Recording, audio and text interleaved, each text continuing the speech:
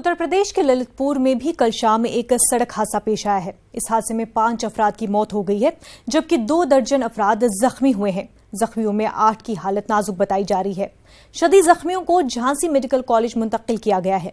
बताया जा रहा है कि गाय को बचाने के चक्कर में हादसा पेश आया। मौके पर ही 5 अफराद की मौत हो गई थी।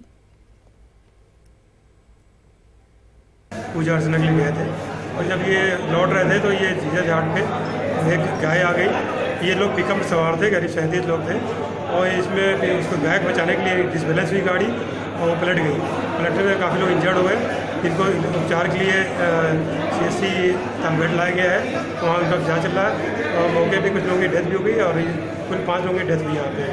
तो इनको बाकी जो गंभीर रूप से घायल हैं उनको रेफर भी किया गया है।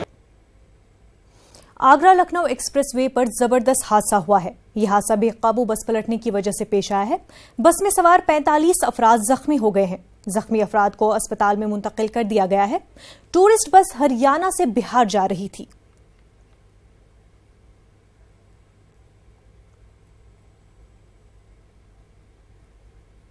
वजीर आजम नरेंद्र मोदी 12 नवंबर को वाराणसी के दौरे पर जाने वाले हैं। दौरे की तैयारियां जोरों शोर से जारी हैं। उत्तर प्रदेश के वजीर आला योगी आदित्यनाथ ने वाराणसी पहुंचकर तैयारियों का जायजा लिया।